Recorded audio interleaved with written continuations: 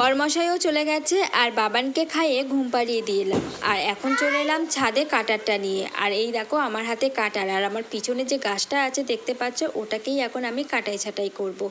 কয়েকদিনের টানা বৃষ্টিতে আর একটু ঝোড়ো হাওয়ায় গাছটা পুরো নুয়ে গেছে। আর আমি যে রিংটা তৈরি করেছিলাম সেই রিংটা আস্তে আস্তে পুরো গাছ, মানে যেহেতু আমি একটা কাঠ দিয়ে রিংটা তৈরি করেছিলাম, সেই কাঠটা যত শুকিয়ে গেছে রিংটা তত সরু হয়ে গেছে, তার ফলে গাছটাকে আর ধরে রাখতে পারিনি।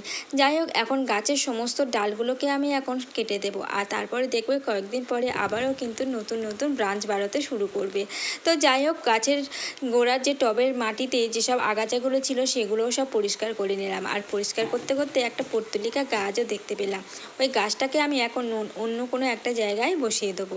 তো যাই হোক, গাছের মাটিটাকে একটু আলগা করে নিলাম, নিয়ে যে কাজটা করতে হবে, গাছের ডাল কাটলে কিন্তু অবশ্যই গাছের খাবারটা দেওয়া উচিত। এখন জল দিয়ে গাছটা আবার জায়গা মতো আমি রেখে দেবো।